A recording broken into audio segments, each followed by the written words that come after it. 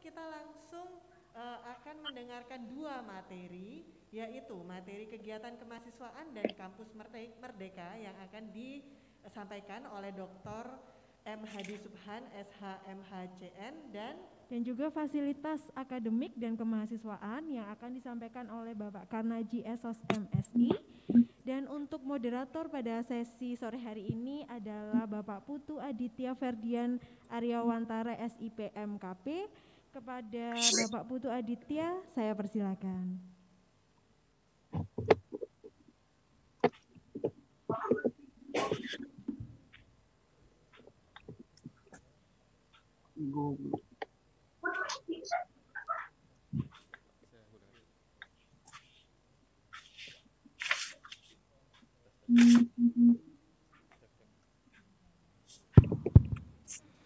Baik, bismillahirrahmanirrahim. Assalamualaikum warahmatullahi wabarakatuh.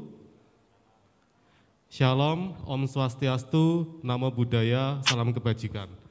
Baik, materi selanjutnya ya akan disambungkan. Artinya kita bisa dua materi yang saling berkaitan satu sama lain, yaitu tentang kegiatan kemahasiswaan dan kampus Merdeka yang nanti akan disampaikan oleh Bapak Direktur Kemahasiswaan, Bapak Dr. Hadi Subhan, SHCN MH. Kemudian yang kedua nanti dilanjutkan oleh fasilitas akademik dan kemahasiswaan yang akan disampaikan oleh Direktur Sarana dan Prasarana Universitas Airlangga, yaitu Bapak Karnaji Esos MSI. Dan beliau berdua, kalau Pak Hadi saya boleh perkenalkan, beliau juga ada dosen dari Fakultas Hukum, dan Pak Karnaji adalah dosen pada program studi ilmu sosiologi di FISIP UNER. Monggo untuk materi pertama saya persilakan Pak Hadi untuk menyampaikan tentang kegiatan kemahasiswaan dan kampus Merdeka. Assalamualaikum warahmatullahi wabarakatuh. Jadi kemahasiswaan itu sebenarnya melengkapi dari akademik. Ya, tadi sudah disampaikan sesi akademik oleh Prof. Nyoman, kemudian Bu Nikma, dan ditambah dengan sumber belajar perpustakaan Prof. Made. Nah, sekarang melengkapi akademik adalah kemahasiswaan. Kenapa saya sebut melengkapi? Karena ini adalah proses pengembangan potensi saudara melalui yang namanya soft skills. Jadi kalau yang tadi, yang akademik adalah hard skills, kemampuan teknis. Kalau tadi seorang akuntan, nanti akan jadi akuntan, ilmu akuntansinya canggih, begitu, itu namanya hard skills. Dokter, seorang dokter, ilmu kedokterannya canggih, itu namanya hard skills. Tetapi pengembangan diri, bagaimana leadership, bagaimana teamwork, bagaimana berkomunikasi, bagaimana bersosial, bagaimana bersopan santun, bagaimana beretika, bagaimana berwirausaha tadi seperti yang disampaikan Prof. Nyoman, itu ada di bidang kemahasiswaan. Maka namanya nanti ada Direktorat Pendidikan dan Direktorat Kemahasiswaan. Kalau Direktorat Pendidikan itu outputnya tadi disebut oleh Prof. Nyoman adalah transkrip IPK, Indeks Prestasi Kumulatif. Ya, 144 SKS, IP-nya 4 maksimal, ya, minimal 2. Jadi kalau saudara IP-nya di bawah 2 itu nggak bisa lulus, begitu ya. Jadi 2 ke atas, begitu. Nah, kalau di kemahasiswaan itu namanya SKP, Satuan Kredit Prestasi. Berapa banyaknya? Adalah 100 SKP, ya. Cara memperolehnya, misalnya saudara ini ikut PKKMB, ini ada nilainya, SKP-nya 10 SKP, berarti saudara sudah nyelengi 10 SKP ini. Cuman kalau di SKP enggak ada nilainya, tetapi ada penempuhan lulusnya dan SKP-nya. Ya, jadi kalau PKKMB lulus itu enggak ada PKKMB nilainya A, B, C, enggak, tapi sudah lulus dan saudara dapat kredit 10. Lah terus yang 90 Pak, saya cari di mana? Saudara ikut seminar, ya, nanti ada konversinya, itu tergantung nasional atau internasional. Kalau nasional 8, internasional lebih tinggi lagi. saudara jadi ketua BEM universitas, itu sudah SKP-nya 50, karena memang itu kan pencapaian tingkat organisasi tertinggi yang tadi pagi sudah berpidato di depan saudara, Mas Agung itu 50. Nanti saudara akan dapat buku SKP. Jadi kapan saya harus mencicil? Karena itu dalam 4 tahun ini saudara harus mencicil itu saudara 144 SKS, IPK-nya sudah 4, tapi SKP-nya enggak, saudara enggak bisa lulus. Ya, karena itu ada 2 transkrip, satu SKS, satu adalah IPK, satu adalah SKP, satu SKS, satu SKP. Ya, ini 144, ini 100 pas, kalau D3 80, kalau S1 100 ya. Saudara harus mencicil tadi ya. Tadi Pak Rektor menyampaikan di dalam sambutannya agar mahasiswa tidak jadi mahasiswa kupu-kupu, kuliah pulang ya, mati makan tidur ya. Jadi jangan jadi kupu-kupu mati begitu ya. Tapi di samping kupu-kupu juga pulang, jangan sampai kuliah enggak pulang ya, itu berbahaya juga ya. Di samping jadi kupu-kupu juga jadi kura-kura. Kuliah rapat kan berorganisasi rapat. Apalagi sekarang milenial, kupu-kupu, kura-kura, kunang-kunang, kuliah nangkring, ya habis kuliah nangkring di kafe kan, itu juga perlu untuk sosialisasi ya. Jadi kupu-kupu penting, kura-kura penting, kunang-kunang penting. Ya nggak boleh hanya salah satu. Kuliah nangkring tok ya itu nanti IP-nya 1, saudara menjadi anggota IKOMA, ikatan IP 1, itu nanti enggak lulus ya. Jadi harus lengkap, jadi kupu-kupu, kura-kura, kunang-kunang. Nah, di samping itu juga mungkin paparannya bisa ditampilkan di Universitas Airlangga itu ada, pakai ini ya, minta tolong Mbak. Ada 43 jenis UKM, unit kegiatan mahasiswa. Ya, nanti besok lusa saudara akan tampilkan apa UKM yang ada. Ya, 43. Bagi saudara yang berbakat jadi dai, wah di situ ada unit kerohanian Islam. Bagi pengkhotbah mungkin agama lain, ya silahkan ada 5 unit kerohanian, Islam, Kristen, Katolik, Hindu, Buddha ya. Yang Konghucu belum ada sih ya, tapi nanti kalau diperlukan juga bisa kalau memang ada anggotanya. Bagi yang silat ada banyak UKM silat, ada namanya PSHT ya, ada namanya tapak suci, ada namanya namanya pagar nusa ya, yang sakti-sakti itu pagar nusa ya. Iso ngilang gak iso balik kan itu ya. Ada namanya silat taekwondo, ya ada namanya silat karate, ya jujitsu dan lain sebagainya. Itu tinggal saudara sudah punya bakat, disalurkan di situ. Ya, nanti hari ketiga ada namanya display UKM. Setelah nanti PKKMB ada namanya magang universitas. Ya, jadi saudara harus milih salah satu UKM kemudian mendalami melalui magang. Ya, durasinya kira-kira 6 kali dan magangnya juga pakai online, jadi enggak datang ke sini gitu. Ya, ini beberapa pelatihan di dalam bidang kemahasiswaan ya.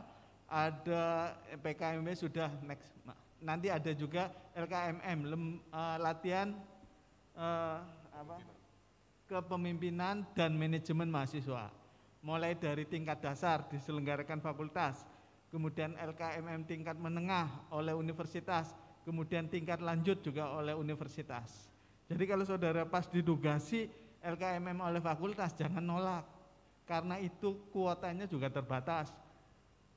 LKM tingkat dasar itu 50 kuota saja, padahal dari satu angkatan bisa 250 kalau fakultas hukum ya. Vokasi apalagi 1.200 ya. Itu pilihan-pilihan terutama mereka yang aktif di bidang kemahasiswaan ya.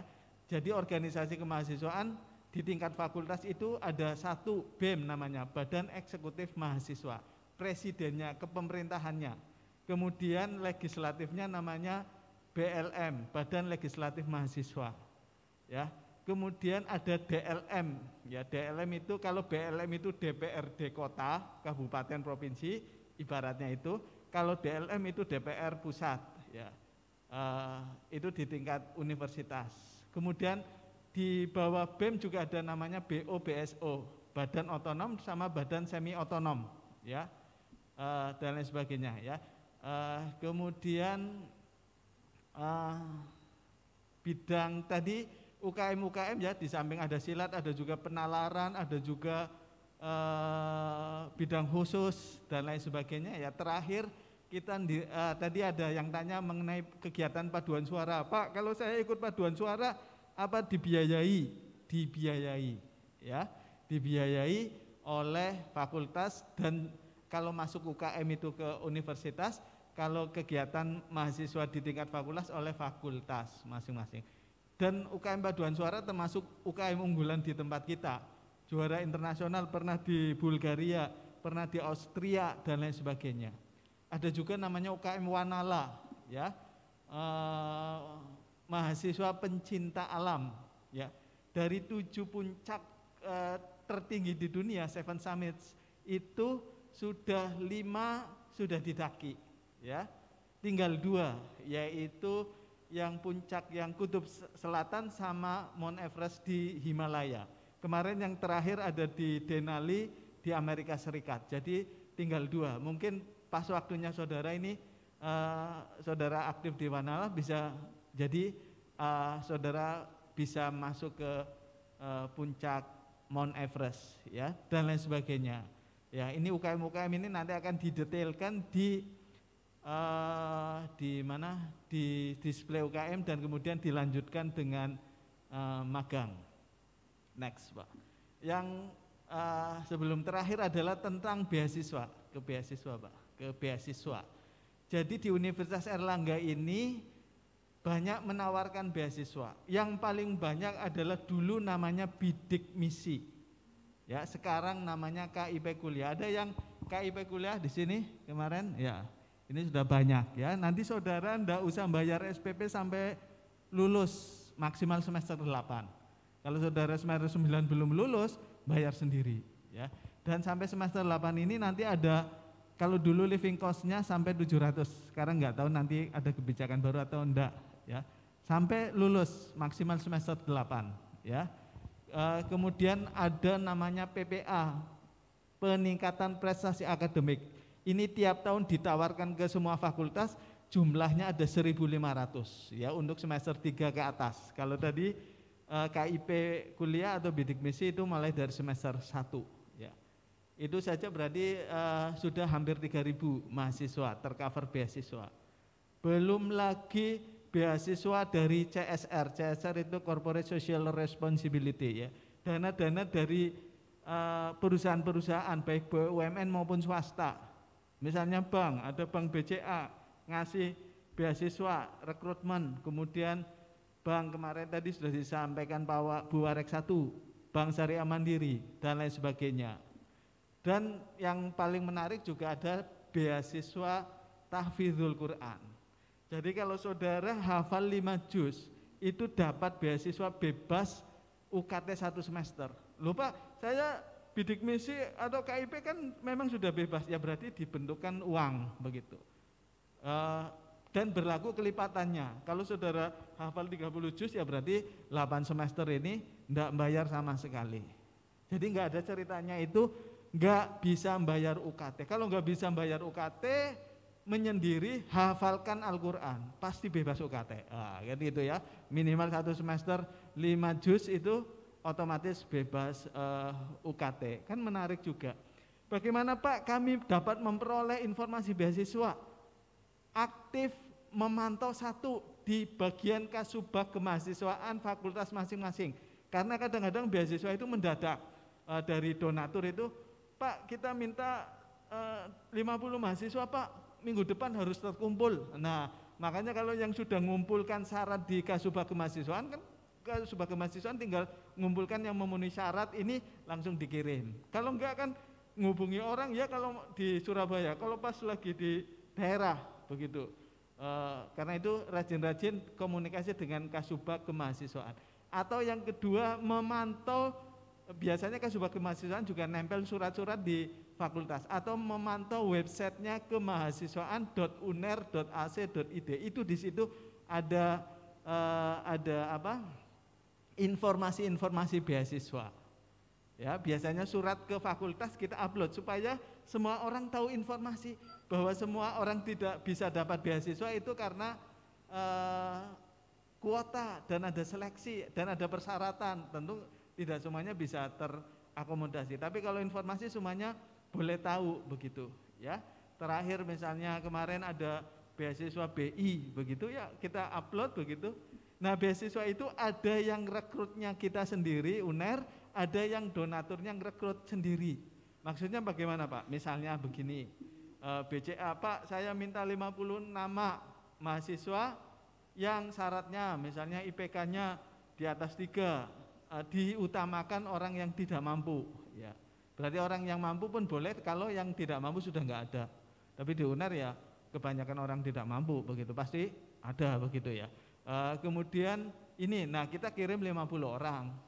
Tapi ada juga yang enggak Pak, ini tolong diinformasikan ke anak-anak beasiswa ini tapi rekrut sendiri. Ya ada. Ya, beasiswa-beasiswa yang open recruitment mereka sendiri ada. Contohnya tadi BI, ya. Submit sendiri ke akunnya tertentu, kemudian nanti mengikuti seleksi-seleksi. Ya.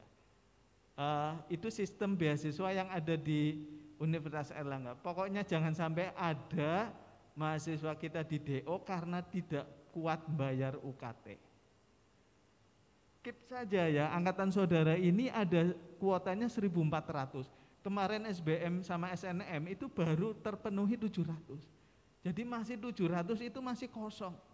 Mandiri belum tahu karena hari ini adalah hari pendaftaran terakhir kemarin. Nanti kita cek, saya prediksinya sih enggak terlalu sebanyak SNM PTN. Taruhlah ada 200, jadi 900 masih 500 lowong begitu. Jadi kalau saudara di sini ada yang merasa tidak mampu tetapi belum ngurus KIP, nah itu salahnya saudara, kok enggak ngurus KIP. Ya. Itu mestinya kan di daerahnya masing-masing ya, di dinas sosial itu bisa mengurus begitu. Karena sekarang, kalau sekarang syaratnya punya kartu KIP, kalau dulu bidik misi nggak perlu kartu-kartuan, jadi kita yang menentukan, kita lihat cek memang miskin ya langsung masuk. Ya. Kalau sekarang karena sistem yang baru maka saudara harus ngurus KIP. Saudara punya KIP ya? Nah, ngurusnya di mana Mas? Webnya KIP ya. Sulit apa gampang? Nah iya, tinggal upload, tapi kadang-kadang banyak yang teman saudara nggak bisa ngurus itu yang kita sesalkan.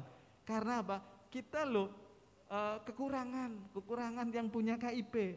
Tadi diberi jatah 1.400, kita kan mahasiswa baru yang dikukuhkan ini kan kira-kira 6.000. 1.400 itu sudah dijatah sama negara bebas UKT.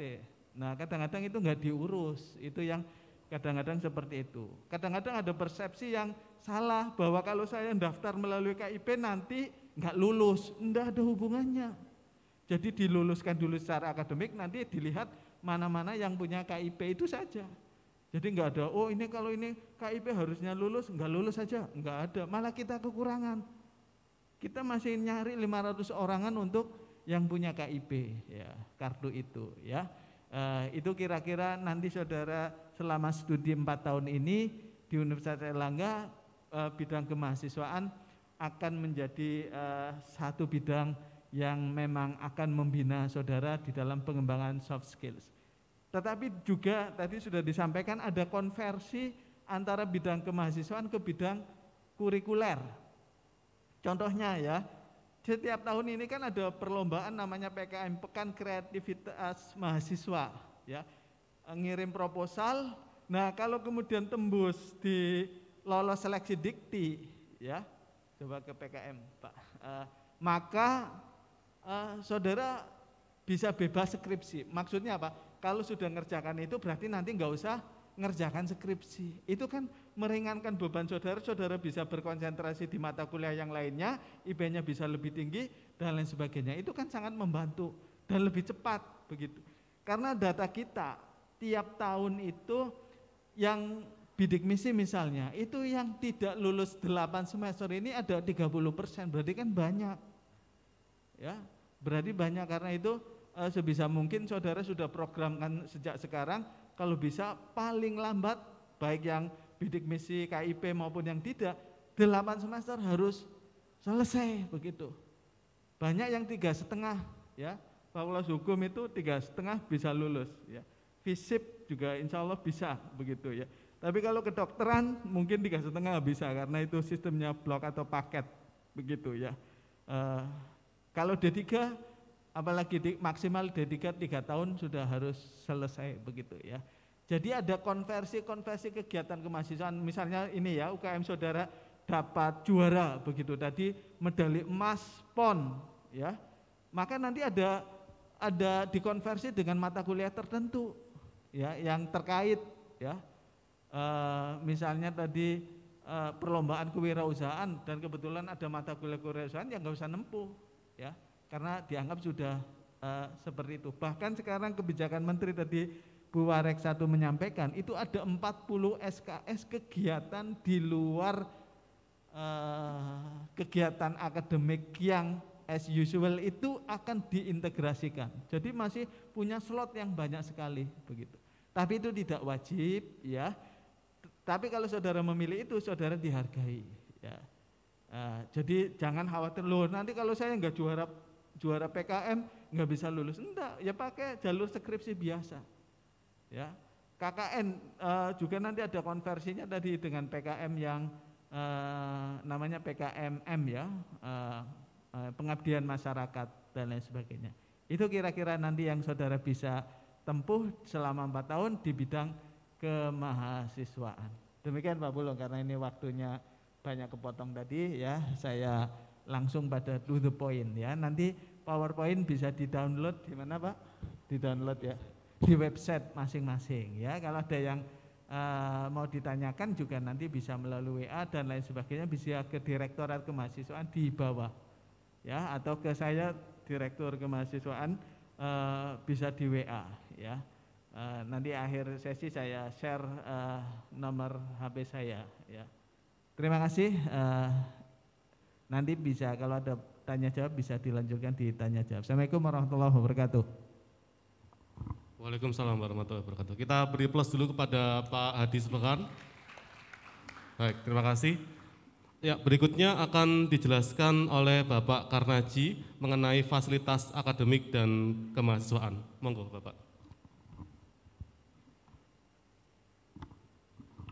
Baik, Assalamualaikum warahmatullahi wabarakatuh. Kalau tadi Pak Hadi melengkapi, nah saya melengkapi maka 3. Melengkapi. Bagian saya sebenarnya pamer lah. Jadi kalau Pak Hadi sedikit pamer, belum pamer Pak Hadi ya. Kalau saya ini mau pamer aja sebenarnya. Monggo slide-nya, biar waktunya enggak. Kalau Anda kan mulai jam berapa tadi ya? Mulai jam berapa tadi? Jam 7 ya?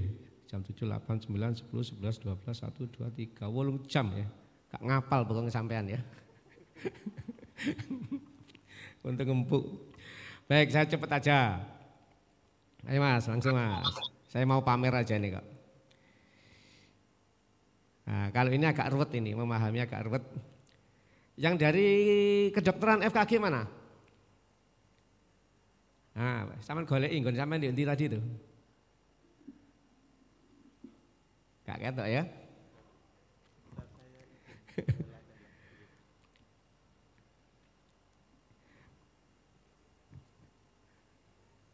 Hadiah KRI ya. Ya FKG di mana tempatnya? Ah ini ya. Nih ujung kampus A. Besok ke sana karena kalau nggak kena nanti Anda keliru ke WISIP nggak jadi lulus kedokteran nanti. Oke. Di kampus A ada kedokteran gigi, kedokteran umum, sama satunya apa? Bidan. Oke, teman lain boleh berkunjung sana ya. Jadi biasanya kedokteran itu pinter-pinter ayu-ayu. Nah FISIP itu biasanya gak pati pinter, gak pati ayu, tapi ganteng-ganteng. Tadi yang laki nyari ke FK, biasanya FK itu yang lanang gak pati ganteng biasanya. Ya jodohnya nanti di FISIP. Oke. Di kampus B, oke. Langsung ke fotonya aja Mas. Ke fotonya aja Mas. Oke. Ini kampus kalau bangganya itu dibangun tahun 1900 sekian. Di bangganya itu ini masuk cagar budaya, tidak boleh diutik-utik, tidak boleh dibangun walaupun ada arsitektur terbaru. Postmodernisme, ini enggak boleh diutik-utik gambar ini. Harus begini, boleh ngecat saja boleh. Ganti genting harus sesuai gentingnya itu. Jadi banggalah yang di kampus A. Oke, kampus B. Kampus B. Nah, kampus B ini sekarang kalau Anda lihat dari Madura sudah kelihatan. Ya serius ini tingginya ini 120 meter. Jadi kalau Anda dari FK itu bisa nanti. Kalau Anda nanti di putih-putih itu ada simbolnya UNER itu bisa melihat rumahnya Pamekasan mana? Yang Pamekasan? Kangean? Bawean? Nanti kalau Anda absen nggak bisa ke sini, cukup dada saja ya. Dosanya neropong dari lantai ke-19, itu kelihatan. Nah, ini kebanggaan di kampus B. Insya Allah tahun ini selesai ini. Tahun ini selesai. Itu 19 lantai.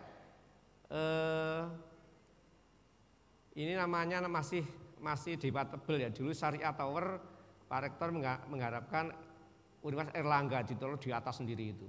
Nah, ini kelihatan sekarang sudah kelihatan mungkin 89-90% ini. Ini yang kampus B. Oke, kampus C. Oke, lewat Mas. Kampus C lewat aja. Nah, kita punya twin building ya, bukan twin tower ya. Nah, gedung kayak begini ada dua. Satu sudah jadi, itu gedung Prof. Nalizar namanya, sekarang dipakai kuliah bersama, farmasi dan sekolah teknologi maju. Di sebelahnya itu nanti ada gedung yang persis ini. Nanti kalau Anda pulang kemudian kanan lewat ACC itu ada satu gedung sudah jadi, satunya baru proses. Nanti November akan di-launching. Guru-guru kalau bokap lu datang nanti 3 September, Oktober, 3 bulan kalau jadi. bonyokku mah kagak. Banggalah bagi Anda akan menikmati gedung ini nanti kuliahnya mungkin bisa di gedung ini. Karena November sudah launching untuk soft launching lah. Nah ini Anda dari FISIP dari mana-mana bisa kuliah di sini. Sekarang gedungnya yang paling jelek itu gedung apa ya? Oh bagus semua aja. Yang paling agak jelek ya mungkin ya FISIP. FISIP mana FISIP? Ya FISIP lah. Gak apa-apa gedungnya jelek tapi orang-orangnya bagus-bagus. Tenang aja. Nah tempatnya FISIP di belakangnya tadi gedung yang paling tinggi di kampus B itu belakangnya FISIP. Nah nanti FISIP bisa kuliah di depannya tadi itu. Nah ini balik ke sini gedung di kampus C. Ada dua kembar, jadi twin building ini ya. Nanti teman-teman akan kuliah di sini. Oke, lanjut. Ini kampus Banyuwangi. Di sini aja yang dari Banyuwangi. Mudah-mudahan ngikuti dari Banyuwangi ya. Mungkin sebentar lagi juga akan dibangunkan di Banyuwangi juga. Ini mandat UNER dimandati Pak Menteri untuk buka di Banyuwangi. Insya Allah mudah-mudahan tahun depan sudah ada bangunan yang dipakai juga oleh teman-teman di Banyuwangi. Oke, lanjut. Ini keperawatan di Lamongan. Nah, teman-teman itu di Lamongan sama Gresik ada juga fakultas atau prodi ya. Ikut di sana itu juga mandat dari Pak Menteri untuk perguruan tinggi yang dekat-dekat harus gabung sama universitas di dekatnya. Nah, kita ada keperawatan di Gresik sama Lamongan. Oke, lanjut. Ini rumah sakit rujukan, kalau ini tempatnya penelitian ya. Ini terkait COVID ya gudangnya di sini. Menemukan yang obat lagi rame itu ya ditemukan di gedung ini. Ini penelitian-penelitian jurnalnya ya dihasilkan di gedung ini. Nah, kalau tadi ada penalaran macam-macam dikuatkan kalau bisa masuk di sini. Ada program S1 fast track 3,5 tahun langsung S2, S2 1,5 tahun sudah langsung S3. Mudah-mudahan S3-nya tidak ada di sini tapi luar negeri. Nah, hasilnya meneliti di gedung ini. Termasuk sekarang temuan obat COVID ya ditemukan di gedung ini. Oke, yuk lanjut. Ini rumah sakit yang menolong sudah ribuan mungkin penyakit yang sekarang melanda. Pandemi dunia salah satunya di rumah sakit ini yang juga banyak menyembuhkan orang. Ini rumah sakit rujukan RSUA dan ini sebelahnya lagi rumah sakit khusus infeksi. Ya, dulu dicampur di sini kemudian dipisah, ini khusus umum kemudian rumah sakit khusus infeksi yang menangani COVID ini. Ayo Mat lanjut. Ya ini. Nah ini yang terpapar ini di sini, dirawat di sini dan sudah banyak disembuhkan oleh tim dokter yang ada di sini. Oke, lanjut.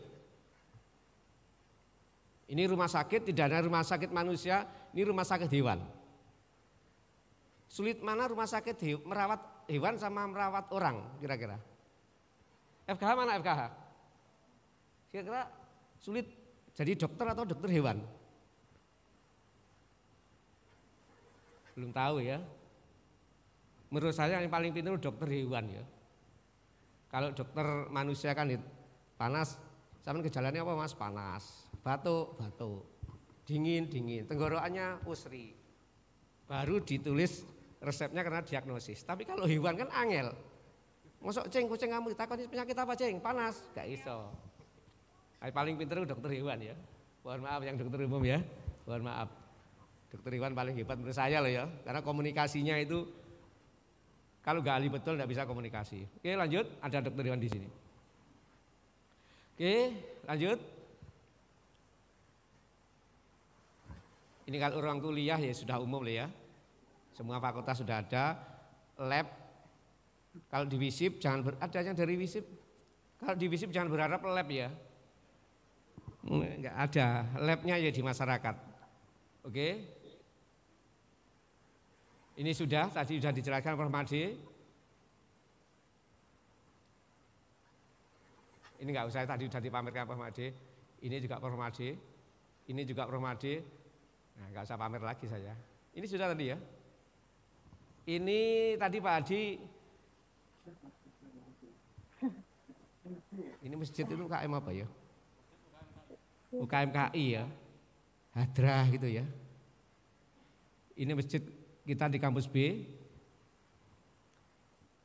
Ayo Mas lanjut. Nah ini masjid kita di depan ini, tapi untuk sementara ditutup ya. Tadi teman-teman sholat di sana? Ya alhamdulillah lah, dipakai sudah berbulan-bulan nggak dipakai. Saya kadang bukan apa-apa prihatin juga ya, masjidnya gitu api, tapi nggak pernah pakai sholat gitu ya. Untung anda pakai tadi, alhamdulillah. Oke lanjut. Oke lanjut. Ini mohon maaf, ini nanti tidak Anda temukan ini ya. Ini dulu difoto pas baru. Jadi teman-teman Asama Putra nanti ini jangan dicari gambarnya, dicocokkan itu catnya mungkin sudah berubah ya. Catnya sudah berubah. Oke lanjut. Ini sudah berubah, dalamnya sudah hilang. Oke lanjut. Nah ini berbahagialah teman-teman putri ya, putranya masih nunggu nanti. Ini dormitory kita yang baru. Jadi ada 11,5 lantai. Ini ada 206 kamar, masing-masing kamar dihuni oleh 3 orang. Fasilitas AC. Nah ini baru dihuni lantai 1, 2, 3, 4. Mohon maaf, 1, 2 itu toko macam-macam. 3, 4, 5 dihuni mahasiswa putri, 6 kita pakai untuk apa ya? Yang mengisolasi diri yang terpapar oleh COVID. Kemudian 7, 8, 9, 10 nanti kalau tidak dipakai oleh teman-teman perawat tenaga kesehatan tahun ini mungkin dibuka sampai lantai 11,5. Karena yang setengah itu separuh. Itu berbahagialah Anda lah. Jadi fasilitas AC, kalau pakai AC Anda bisa menghemat, AC-nya dimatikan boleh. Karena masing-masing kamar itu difasilitasi token sendiri-sendiri. Jadi kalau Anda senang AC, pengen boros, awan bengi pakai AC nggak apa-apa. Tapi kalau nggak suka AC, kalau lantai 4, 5 sampai 11 itu insya Allah AC ya, AC itu angin AC, angin jendela lah. Karena ISIS itu dibuka sudah ISIS. Jadi kalau lantai 4, 5, 6 sampai 10, 11 itu ISIS lah. Nah sementara ini khusus untuk teman-teman putri, teman-teman putra master plan-nya di sebelahnya. Tapi belum punya uang lah. Berdoalah nanti mungkin Bapak Ibu Anda punya sedekah kira-kira membangun 11 lantai ya butuh 90 miliar lah. Nah kalau ini masing-masing katakanlah berapa ya 100.000 misalnya ya, 1 bulan 100.000 kan satu tahun sudah 1.200.000. 1.200.000, 1 miliar butuh berapa kali? 10 tahun ya. Ya wis Anda beramal lah supaya anak-anak kita nanti bisa menikmati dormitory yang bagus. Tapi minimal tahun ini Anda bisa tidur di situ. Kos-kosan tapi elit seperti apartemen lah. Fasilitas AC sudah lengkap, kasur, spray, bantal, guling sudah ada sampai 11,5 lantai. Oke, lanjut. Ini saya kira nggak perlu karena ini biasanya untuk tamu-tamu ya. Oke, lanjut. Ini markas teman-teman. Nah, ini Pak Eko ini yang punya ini SD. Jadi seluruh kegiatan yang dijelaskan Pak Hadi tadi pusatnya di sini. Jadi Anda markasnya di sini nanti diatur maksimal jam 10 ya malam ya. Di luar itu enggak boleh. Oke, lanjut. Ini biasanya untuk manten-manten. Kalau Anda tadi masuk dari pintu 3, ini ACC ya. Biasanya untuk kegiatan manten macam-macam sekarang dipakai untuk penerimaan calon bintara Polri. Nah, dikasih tali kuning muter itu supaya tidak masuk sini. Ini muat biasanya seperti Anda ini dipusatkan di sini. Jadi 7.000 mahasiswa jadi satu biasanya ya. Jadi ada konfigurasi macam-macam di sini. Tapi karena ini masih pandemi, Anda ya nasib Anda lah, nasib atau berkah Anda ya. Disuruh duduk di sini teman Anda mungkin turu di rumah ini ya. Mudah-mudahan enggak lah, kita seudon aja. Mudah-mudahan berkahnya sama Anda yang di sini maupun yang di rumah.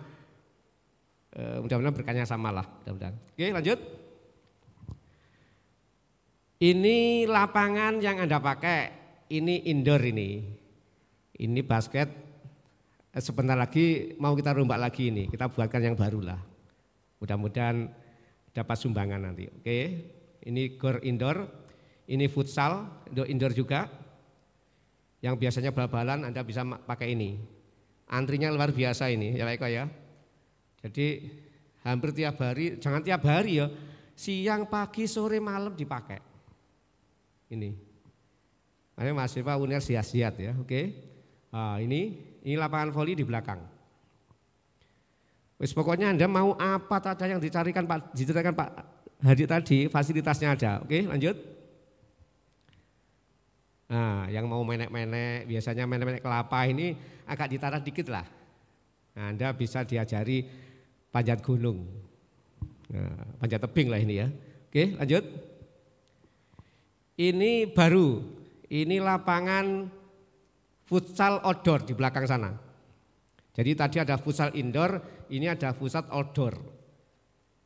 Yang pengen ireng ya di sini. Kalau pengen putih yang di indoor. Oke, lanjut. Ini lapangan tenis. Ini baru juga tahun ini, Pak Eko ya. Ini tenis tahun ini. Lengkap pokoknya. Ayo lanjut. Ini basket. Kalau basketnya sudah umum ya. Oke, lanjut lagi. Base kampus A, B, C dihubungkan oleh base. Anda tinggal lihat jadwalnya, tinggal naik. Jadi kalau nanti Anda kos-kosannya dekat di FK, nanti kuliahnya di kampus C, tinggal lihat jadwalnya saja. Biasanya itu muter tiap 20 menit lah. Kampus B, kampus A, kampus E, muter gitu lagi. Kalau Anda nganggur-nganggur di rumah, nggak bisa tidur, ya itu ikut bis saja, nggak bayar, gratis itu, muter gitu. Boleh. Atau Anda dari kernet boleh juga. Atau Anda nyupiri boleh enggak? Boleh juga. Atau Anda main musik supaya dapat pahala menghibur penumpang ya boleh. Kira-kira gitu, siapa tahu ada yang kasihan ngasih 100.000 kan lumayan ya. Muter gitu boleh ini. Muter aja kampus A, B, C muter. Tapi belum ke kampus D. Kampus D itu di daerah Terawas sana. Belum sampai sana ini. Ya, A, B, C muter. A, B, C, A. Gitu aja. Oke, lanjut. Ini mudah-mudahan Anda tidak ke sini ya. Ini urusan sakit-sakit ini. Kalau bisa sehat-sehat. Kalau ini kepeksa saja Anda ke sini. Kita punya PLK di sini juga ada di belakang. Di PLK kampus B juga ada. Tapi mudah-mudahan Anda ke sana untuk surat kesehatan, bukan untuk sakit. Ini yang di kampus C. PLK-nya nggak usah. Pokoknya kalau bisa ini nggak usah dilihat ya. Khawatir saya nanti terus pikiranmu ke sini terus malah sakit ya. Nggak usah dilihat. Oke, lanjut. Ini nggak usah lah, nggak usah ini. Obat nggak usah lah. Ini juga nggak usah ya, nggak usah konsultasi psikologi ya. Nggak dikira Anda satu miring ya, jangan nggak usah. Nah kalau ini penting ini, kalau bisa Anda magang di sini. Ini masa depan Anda bisa juga di sini. Jadi kalau bisa sebelum lulus Anda sering tengok ke sini ya, ikut pelatihan atau apa, pas lulus sudah jobnya sudah tersedia kalau bisa. Ini Anda berdatanya di sini, boleh ini. Oke, lanjut.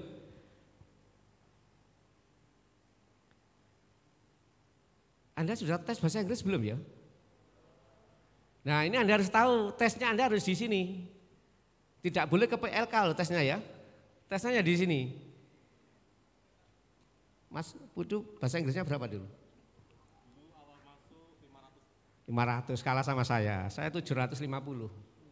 Tapi 3 kali, 200 gitu. Oke lanjut. Ini kita punya apotek juga. Punya apotek di kampus B letaknya ini. Oke, ayo lanjut. Gabung di sini, ini apoteknya gabung di sini, di pojokan sana. Ada tambahan juga, Anda yang suka ngopi di sebelahnya ada kafe juga. 2 kali kayaknya. Jadi yang tadi disebutkan Pak Adi, kunang-kunang itu kalau bisa kunang-kunangnya di sana. Satu beli punyanya UNER sendiri, yang kedua dugaan saya kalau sama-sama mahasiswa kalau kesannya jadi diskusi. Jadi apa yang dibicarakan masalah-masalah terkait dengan pengembangan mahasiswa. Tidak melulu kuliah loh ya, tidak harus loh ya. Anda bisnis, bicara bisnis boleh, tapi tidak harus kuliah terus, bosan menurut saya Pak Adi ya. Nah, ada kemahasiswaan itu bukan ngurusi akademik gitu. Anda seneng-seneng lah. Jadi kalau akademik itu serius, nah di kemahasiswaan ini bagian seneng-seneng. Makanya pendampingnya timnya Pak Adi yang nom-nom kabeh lah. Ada yang tidak muda tapi jiwanya ya jiwa muda ya Pak Adi ya. Tapi teman-teman mahasiswa jangan iri loh ya. Kok tidak direktorat kemahasiswian? Itu enggak usah iri lah. Itu nanti kita bicarakan dengan Pak Adi itu. Oke lanjut. Sebelum ini sebelum Mas. Kita punya juga travel. Umroh Anda enggak usah kemana-mana. Yang Bapak Ibunya punya jasa umroh tutup sementara ikutkan di UNER saja ya. Sementara. Pokoknya yang punya umroh, travel macam-macam, jasa pariwisata macam tutup saja. Calon apa ya? Calon apa guru jenenge ya? Calonnya menggunakan umroh Anda, umroh Bapak Anda, wis alihkan ke UNER saja ya. Pak, sementara umroh Bapak tutup saja nggih, dialihkan ke UNER sambil sedekah atau Bapakmu golek jamaah umroh jamaah haji bawa ke UNER. Sementara Bapak Ibu Anda suruh 1-2 tahun puasa. Kan wis suwe bapakmu kesel ya sakno ya. Sementara biar istirahat. Oke, lanjut. Bank macam-macam lah. Ini gak usah promosi bank terus saja wis. Oke, lanjut. Nah, ini terkait dengan Pak Pudu karena terkait dengan tugas Anda. Saya memang singkat, nanti akan ketemu lagi kalau Anda aktif di Pak Adi tadi itu. Fasilitasnya akan lebih detail diceritakan supaya Anda lebih praktis kemudian menggunakan. Kalau ini kan cuma skimming ya Pak, sekedar tahu aja. Saya kira itu Pak Pudu. Akhirul kalam. Assalamualaikum warahmatullahi wabarakatuh. Waalaikumsalam warahmatullahi wabarakatuh. Terima kasih Pak Karnaji, kita beri plus kepada beliaunya. Ya. Cukup menarik memang materi pada dari sejak tadi siang sampai sore hari ini karena berkaitan juga dengan kehidupan kawan-kawan ketika menempuh pendidikan di Universitas Airlangga, di mana yang diasah itu tidak hanya hard skill saja, tidak hanya kuliah saja, tetapi juga bagaimana mengasah soft skill kalian menjadi calon-calon pemimpin bangsa generasi masa depan. Baik, terima kasih. Untuk mempersingkat waktu saya beri sesi pertanyaan, jadi karena waktunya agak mendesak, jadi satu pertanyaan yang nanti akan ditujukan ke Pak Hadi di bidang kemahasiswaan dan satu pertanyaan untuk di bidang sarana dan prasarana. Silakan kawan-kawan mahasiswa jika ada yang mau bertanya. Silakan. Jadi satu pertanyaan untuk bidang kemahasiswaan dan satu pertanyaan untuk bidang sarana dan prasarana. Silakan. Tidak ada yang bertanya? Ayo. Ya, silakan, Mbak. Sebutkan nama, fakultas. Perkenalkan, nama saya Karina Widya Putri dari Fakultas Kedokteran Universitas Airlangga. Saya mau bertanya mengenai sarana dan prasarana, itu untuk mahasiswa semester 1 sampai dengan semester 5 tidak boleh membawa mobil. Terima kasih. Baik, terima kasih. Kita tampung dulu. Yang satu pertanyaan mungkin untuk kemahasiswaan. Barangkali, yang ingin cepat lulus ada jalur Merdeka Belajar, mungkin ada yang mau bertanya tentang Merdeka Belajar. Tadi juga Pak Hadi menyampaikan ada PKM. Nah, apa sih pentingnya PKM? Mungkin barangkali ada yang tanya seperti itu. Silakan. Tidak ada? Baik, kalau tidak ada mungkin bisa dijawab dulu Pak Karnaji mengenai bagaimana mahasiswa yang membawa mobil. Yang pertama, usia Anda berapa sekarang usianya rata-rata? 18 ya kok usah ngomong mobil lah. Pak sepeda pancal. Gowes. Jadi kalau bisa mobilmu, mobilnya apa? Misalnya ini mobilnya Jazz baru misalnya 250 juta. Wes, Pak mobilku dolen, bilang bapaknya ya. Pak mobil ini dijual saja, belikan sepeda pancal, tak berikan teman-temanmu kabeh. Wah wis pahala tok, kedokteran biasanya 3 tahun setengah, 5 tahun setengah, 2 tahun setengah lulus sampean. Nah iya ini, pahalanya banyak ya. Nah intinya memang aturannya baru semester 6 Anda boleh. Semester 6 baru boleh mobil, bawa mobil. Bukan apa-apa, parkir angel.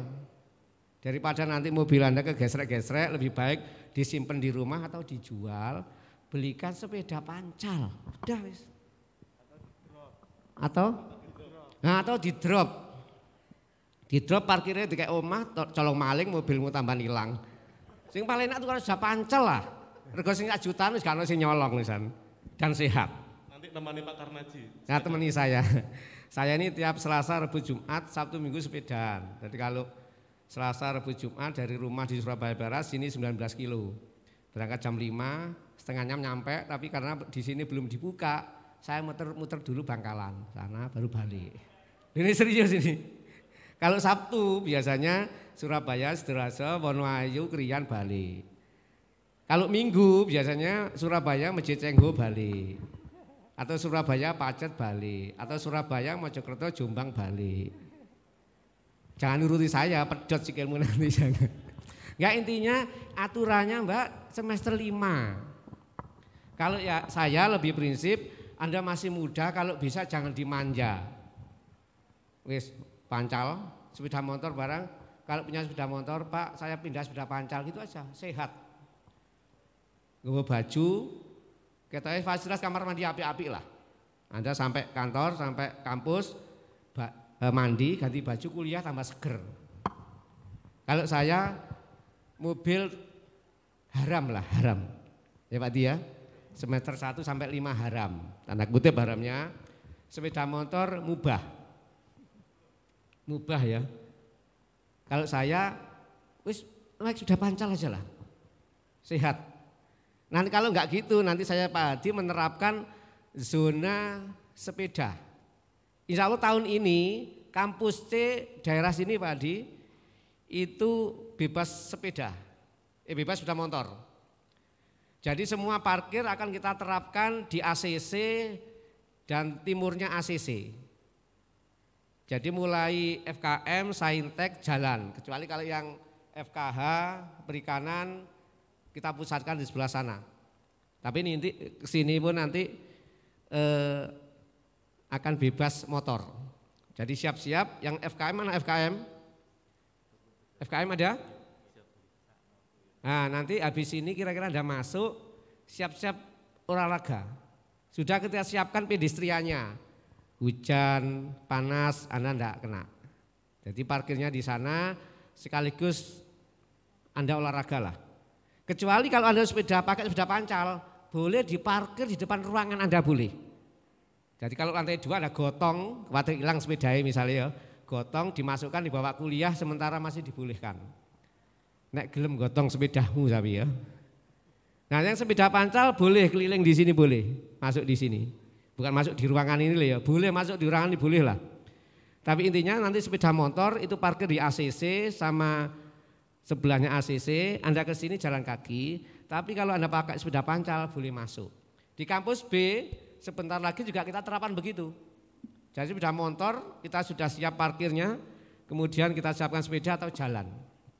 Di kampus A ini sedang direncanakan, nanti parkirnya di kampus B, kemudian naik bis di drop di kampus A. Kita tahun ini selesai 5 lantai, tahun ini juga kita selesaikan 5 lantai lagi. Kita punya parkir 10 lantai dengan kapasitas 1.250 mobil. Nah nanti kali itu jadi teman-teman FK semester 5 bawa mobil boleh, tapi parkirnya di kampus B kemudian dibawa pakai bis ke kampus A. Jadi mohon nggih, kalau saya bukan soal dilarang atau enggak saja nih, jangan bawa mobil dulu lah. Kasarane kita ini puasa dulu lah. Mobil kalau dikasih, nanti kalau Anda sudah kerja, bawa mobil membanggakan. Tapi lah kuliah bawa mobil itu Anda jadi sombong. Biasanya loh ya. Biasanya. Atau jangan-jangan biar Mbak Ati ya, janganlah sepeda motor ya, sepeda pancal ya gak gablek ya. Bukan begitu. Karena problem utamanya itu parkirnya enggak ada. Parkirnya enggak ada. Kalau saya balik, kalau bisa Anda supaya sehat, tidak usah bawa motor, enggak usah bawa mobil, bawa sepeda pancal saja, sehat. Apalagi tahun ini Anda gerakan sepeda pancal gitu ya, Pak Ati ya, wah hebat. Saya kira itu ya Mbak ya, saya mohon maaf, mobilnya sementara dikasihkan bapaknya, ganti sepeda pancal aja. Biar sehat Mbak, mosok dokter kan harus sehat dulu ya. Jadi kalau sejak mahasiswa Anda pakai mobil manja, nanti tubuhnya jadi manja nanti. Habis itu tugas di daerah Kalimantan pedalaman. Ayo. Nanti kan agak susah ya. Lebih baik kalau saya, Anda masih muda, nek iso badan Anda supaya tetap fit. Gerak dengan gerak, kalau perlu jalan kaki, misalnya rumahnya ngagel, jalan kaki itu aja enggak apa-apa. Budal jam 4, kuliah jam 7 enggak apa-apa, biar sehat gitu ya. Saya kira itu Mbak ya. Jadi semester 6 baru bawa mobil, tapi kalau menurut saya bukan soal dilarang atau enggak, tapi supaya badan Anda sehat. Oke. Baik, terima kasih Pak Karnaji atas penjelasannya. Saya kira untuk kedua materi mengenai kegiatan kemahasiswaan dan kampus Merdeka serta materi fasilitas akademik dan kemahasiswaan yang disampaikan oleh Pak Hadi Subhan dan Pak Karnaji sudah cukup lengkap. Untuk materi bisa kawan-kawan download di website kemahasiswaan, ada tautan linknya nanti bisa disiapkan. Untuk itu kita berikan aplaus dulu kepada dua narasumber kita. Baik, terima kasih untuk sesi saya pada kali ini cukup, nanti akan diteruskan sesi berikutnya.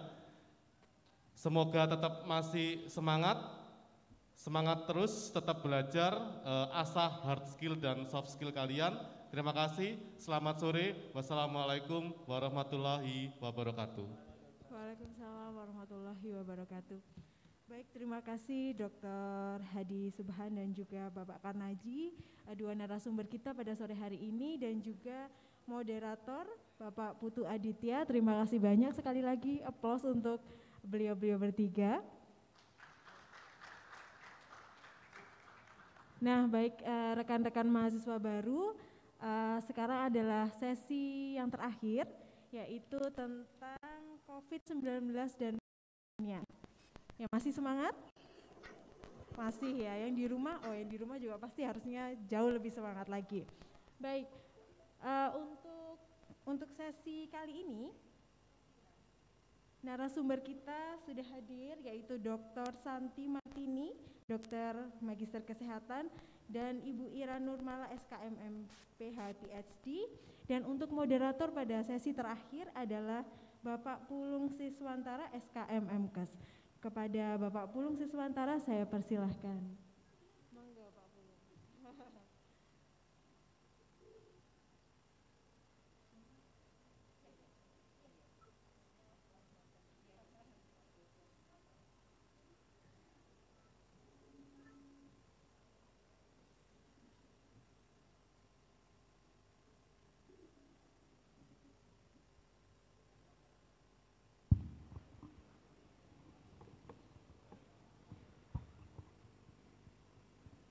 Assalamualaikum warahmatullahi wabarakatuh. Selamat sore teman-teman semua. Selamat datang di Universitas Airlangga. Hari ini atau saat ini kita di season terakhir untuk PKKMB hari pertama. Jadi ini merupakan materi yang sangat penting sekali karena kita hari ini PKKMB di saat pandemi. Dan hari ini kita punya dua narasumber yang kalau saya katakan cukup keren sekali karena beliau mengahlinya di pandemi ini. Bukan sebagai pasien tapi sebagai orang yang tahu pencegahannya. Jadi hari ini kita akan belajar bareng bersama beliau-beliau ini karena memang ini yang akan kita hadapi. Ini yang tidak kita persiapkan dengan baik tapi kita harus benar-benar hidup di tengah pandemi ini. Nggak usah berlama lagi, mungkin saya akan mengundang dua narasumber kita hari ini kepada Dr. Santi Martini dan Ibu Ira Nurmala PhD, kami persilakan. Ini kebetulan keduanya adalah orang yang senior saya, guru-guru saya di FKM. Monggo, Bu. Saya jangan di tengah, Bu. Nanti saya kayak raja minyak, ya.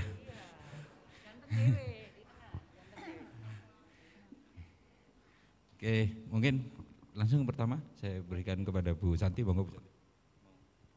Oke, ini ya. Baik, terima kasih. Bismillahirrahmanirrahim. Assalamualaikum warahmatullahi wabarakatuh.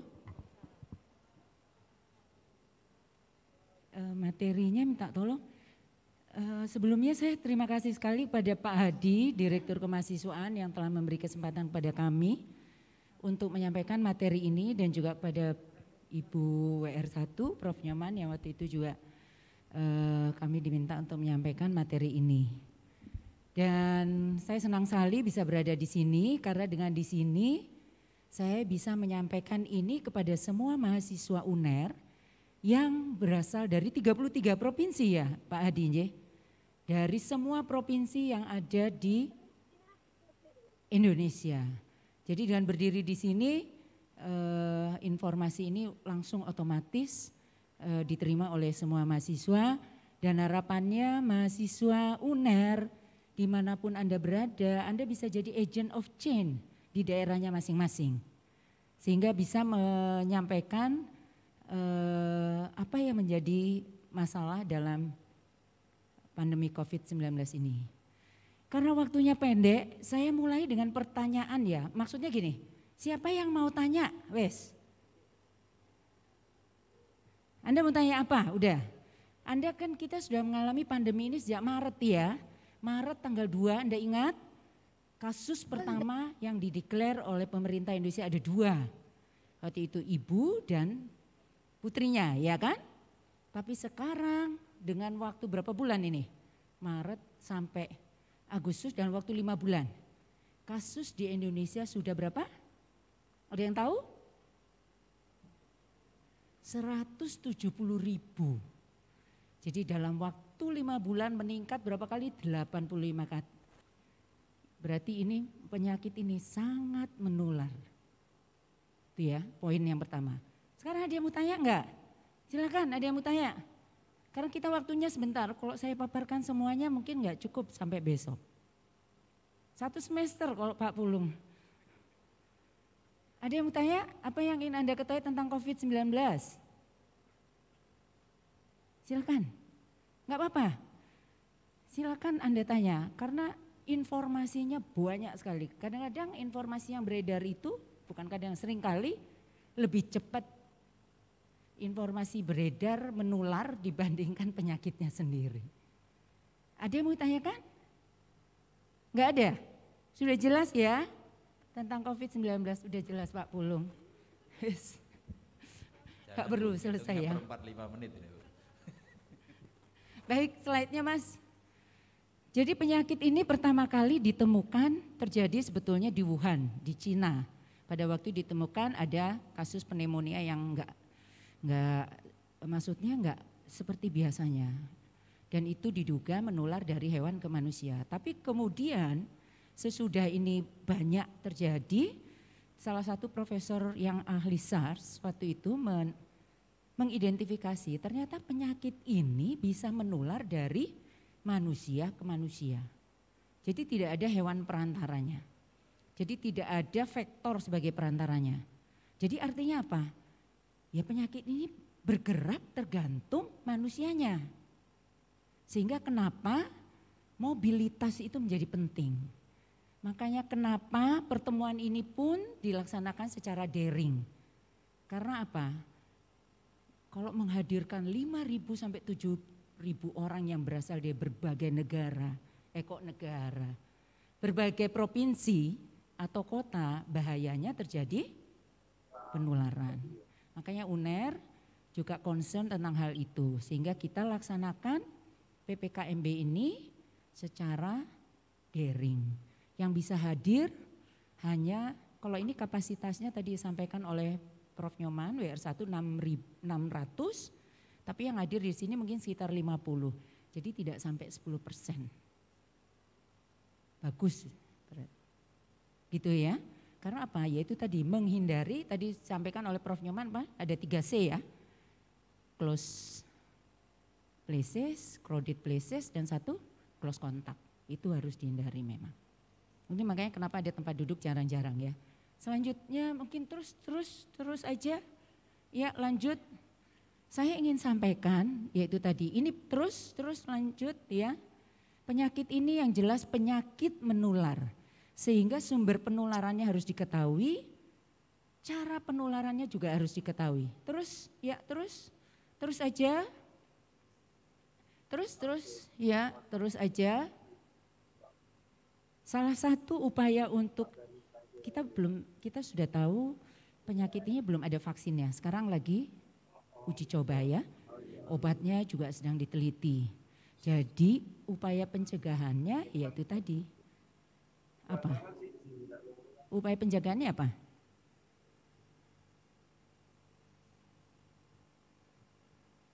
Sebetulnya menghindari kontak dengan manusia karena virus ini dibawa oleh manusia. Tapi kan nggak mungkin ya kan kita menghindari kontak dengan manusia. Makanya kenapa sekarang tidak boleh salaman ya kan. Tidak boleh rangkulan. Tidak boleh close kontak. Karena itu tadi cara penularannya lewat kalau kita bicara jadi ada droplet yang virusnya ikut droplet atau percikan air pada waktu yang keluar pada waktu kita bicara, kita bersin, kita batuk, kita nyanyi, seperti itu. Makanya sering ya kalau Anda bicara deket sama temennya tiba-tiba hujan lokal gitu ya. Nah, karena itu air pada waktu kita bicara ikut keluar. Nah, kalau kita sakit terinfeksi COVID-19, virusnya ikut di dalam percikan air tersebut. Nah, kalau orangnya batuk itu seperti proyektil gitu ya, kayak dilemparkan bisa sampai 5,8 meter. Makanya kenapa salah satu pencegahannya kita pakai masker ini. Karena kalau sewaktu-waktu batuk bisa tertahan oleh masker. Gitu ya. Kalau Anda batuk, Anda tidak perlu menutup mulutnya dengan tangan kosong karena ada masker ini. Selain itu penularan berikutnya tidak langsung adalah kalau percikan droplet ini jatuh misalnya ke permukaan meja atau ini di kursi. Kemudian di pegangan ini, tembok ini ya, kayu ini. Atau di railingnya tangga. Atau gagang pintu, handle pintu itu kan sering dipegang banyak orang. Misalnya yang terinfeksi megang itu karena dropletnya nempel di tangannya, pindah ke gagang pintu dipegang orang lain. Nah ini bisa jadi media penularannya. Oleh karena itu pencegahannya kenapa harus apa? Kenapa harus? Harus apa? Cuci tangan. Karena yaitu untuk memutus rantai penularan. Kenapa harus cuci tangan? Cuci tangannya juga harus pakai sabun. Karena virusnya, mahkotanya di virusnya itu bisa mati atau terbunuh atau hancur ya sebetulnya dengan adanya deterjen yang ada pada sabun tersebut. Atau kita pakai hand sanitizer yang ada alkoholnya, gitu ya. Terus ya ini Profesor Zhang, ini cara penularannya sudah lewat aja, terus dilewat ya. Jadi pemberian informasi itu merupakan upaya yang baik untuk meminimalkan risiko penularan sehingga kita mencegah terjadinya kasus-kasus baru, gitu ya. Termasuk ya ini pertemuan apapun ini harus disampaikan. Makanya kita mendapat kesempatan untuk menyampaikan ini semua. Dan kita berharap mahasiswa UNER ini bisa menjadi agen-agen perubah di tempatnya masing-masing. Karena penyakit ini adalah penyakit baru ya, emerging disease. Sehingga pengetahuannya juga belum banyak dan dinamis. Kita ingat dulu nggak boleh pakai masker, iya kan? Pada waktu awal-awal yang pakai masker hanya sakit. Tapi kemudian WHO mengamati ternyata banyak negara-negara yang menerapkan pakai masker bagi siapapun kalau keluar rumah. Angka kejadiannya rendah dibandingkan negara-negara yang tidak pakai masker. Makanya akhirnya pakai masker. Meskipun masker itu adalah masker dari bahan fabrik atau kain ya, atau buatan seperti itu. Ini sebetulnya pakai ini bisa ya Pak Pulung ya? Kok aku minta terus-terus sih? Ini kasusnya, ini enggak usah wes, ini tadi saya sudah sampaikan di Indonesia maupun di dunia naik semua, ini cara penularannya ya, lewat orang ke orang, secara langsung maupun tidak langsung melalui benda-benda mati yang ada di sekitar kita. Ini sudah, ini yang tadi saya sampaikan ya, makanya kenapa kita harus pakai masker karena yaitu tadi. Ada ukuran-ukuran dari virus tersebut yang ternyata juga bisa ditahan dengan menggunakan masker dan dropletnya juga bisa tidak masuk dengan kalau kita pakai masker. Nah, ini yang penting yang ingin saya sampaikan. Dalam penyakit menular itu kita harus tahu kapan penyakit itu bersifat sangat menular. Itu harus diketahui. Dengan itu diketahui kita bisa melakukan fokus untuk penanganannya seperti apa.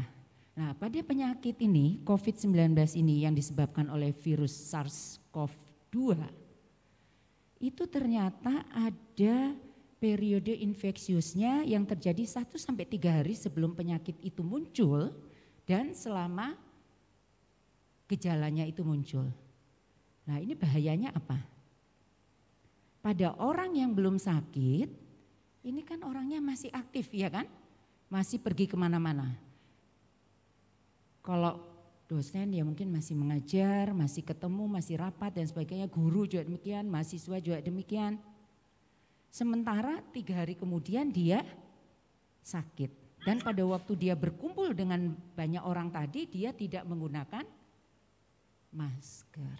Jadi Anda bisa bayangkan betapa dia menjadi sumber infeksi bagi lingkungan sekitarnya. Jadi makanya kenapa pakai masker itu juga salah satunya selain tadi penularan dari orang ke orang itu bisa kita hindari, juga kita nggak tahu ini siapa orang yang akan menjadi sakit. Bisa jadi Anda, bisa jadi juga saya. Ya kan?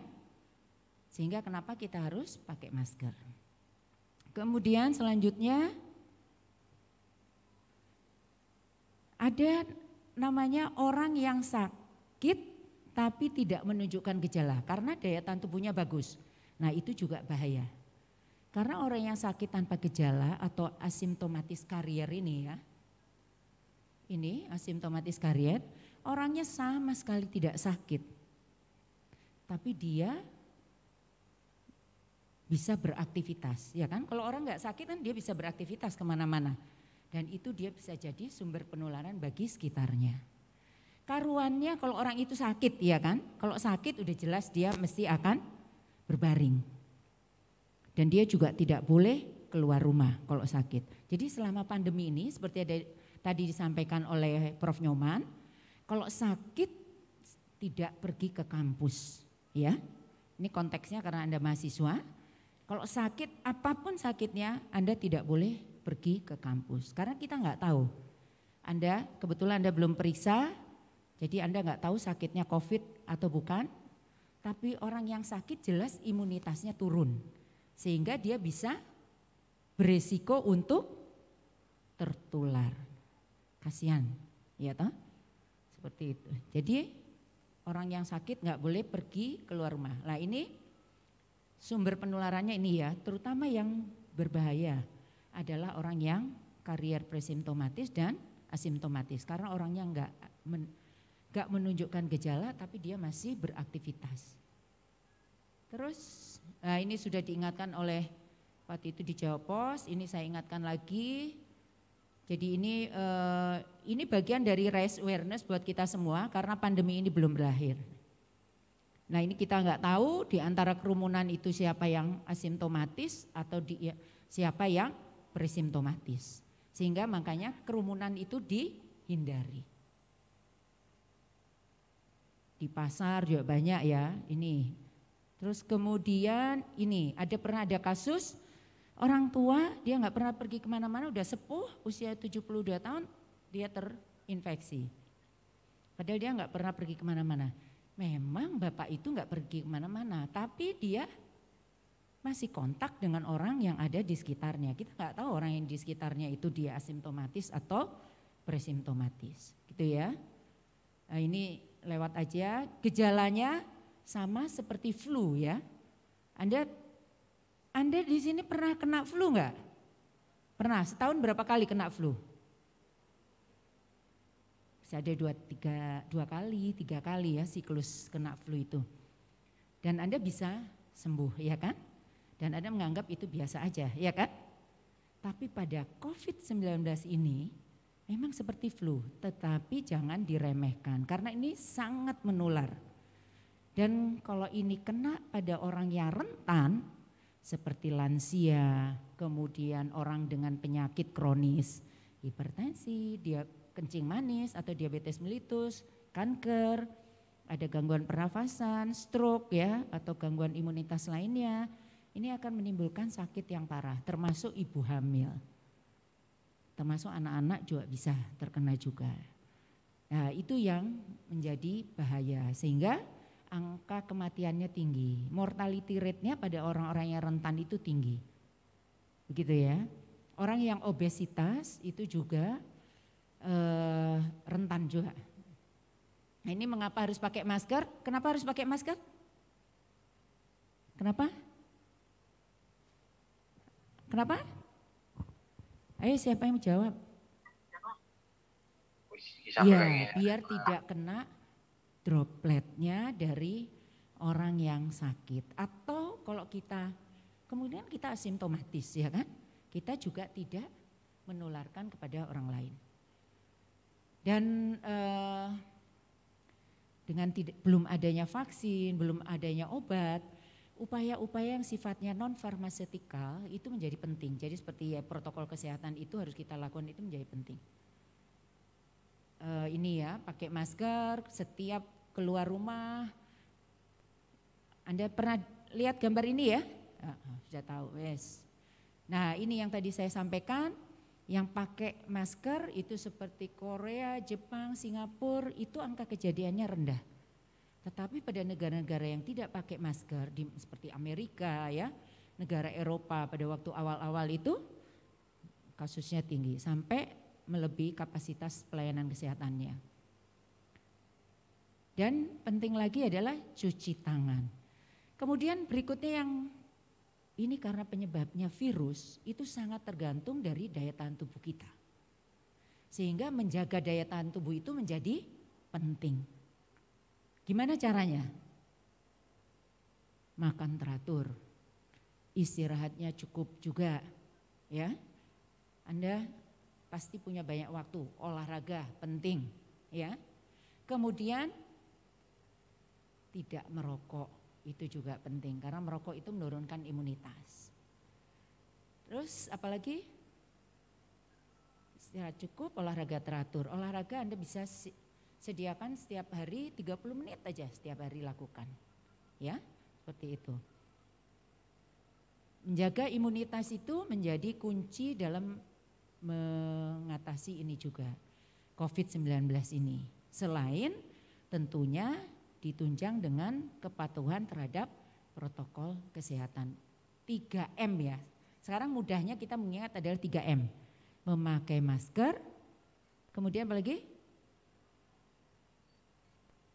Mencuci tangan pakai sabun, terus menjaga jarak. Gitu ya, tolong sampaikan kepada siapapun yang ada di sekitar Anda. Ini cuci tangan Anda sudah tahu paling paling cepat 20 detik ya, jangan cepat-cepat ya. 20 detik Anda bisa sambil nyanyi, hitung aja 20 detik nyanyi lagu apa yang paling pas ya. Kalau saya nyanyi jublak-jublak suweng, Anda nggak tahu ya jublak-jublak suweng ya. Arek milenial gak ero. Ya jublak-jublak suweng itu kalau saya lihat 20 detik lah. Nah, mungkin Anda punya lagu-lagu sendiri sambil cuci tangan, sambil nyanyi, kira-kira 20 detik lagunya apa. Kemudian kita di UNER punya aplikasi untuk mengeses resiko dari setiap orang, yaitu dari ini tadi, ini COVID-19 surveillance. Mungkin nanti mahasiswa yang baru ini juga punya akses ke sana. Anda bisa gunakan di sini, Anda bisa hitung resiko Anda. Dan dari resiko ini Anda bisa tentukan misalnya kalau Anda mau ke kampus, begitu ya. Nah ini tantangannya, obat ini belum ada, sedang penelitian, vaksin juga sedang penelitian. Alat tes diagnostik yang murah dan cepat ini juga harus segera ditemukan. Pemeriksaan dengan PCR juga harus terjangkau. Dan yang terakhir adalah kehidupan baru dengan COVID-19. Seperti yang tadi sudah disampaikan oleh Prof. Nyoman juga, adaptasi kebiasaan baru. Dan ini nanti Bu Ira juga akan melengkapi secara detail. Nah ini mana yang kita perankan, mungkin Anda sebagai mahasiswa baru bisa perankan yang nomor 5 ya. Jadi Anda lakukan untuk adaptasi kehidupan baru. Baik, ini mungkin Anda akan sering melihat seperti ini ya sekarang ya. Jadi jaga jarak, duduk nggak bisa berdekatan, terus kalau ke salon, yang di salon juga pakai APD, terus sekarang kita lihat di jalan-jalan semua pakai masker, bekerja pun demikian. Terakhir, selamat datang kepada Anda semua. Selamat menjadi warga UNER. Mudah-mudahan Anda semua sehat selalu dan bisa lulus seperti disampaikan oleh Dr. Nikmah tadi. Anda bisa lulus 3,5 sampai 4 tahun ya, tepat waktu. Terima kasih saya sampaikan dan sekali lagi selamat kepada Anda semua.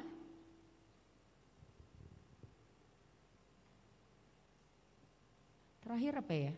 Saya lupa terakhir apa ini. Slide-nya Mas, kembali dulu slide-nya. Slide-nya apa ya? Terakhir ya. Baik. Intinya kepedulian kita semua akan penyakit ini sehingga kita akan mengingatkan kepada sesama kalau ada yang tidak pakai masker, Anda ingatkan kita takut yang tidak pakai masker itu menjadi sakit ya. Kita hanya itu aja. Karena kalau di kita public health itu is about loving the people.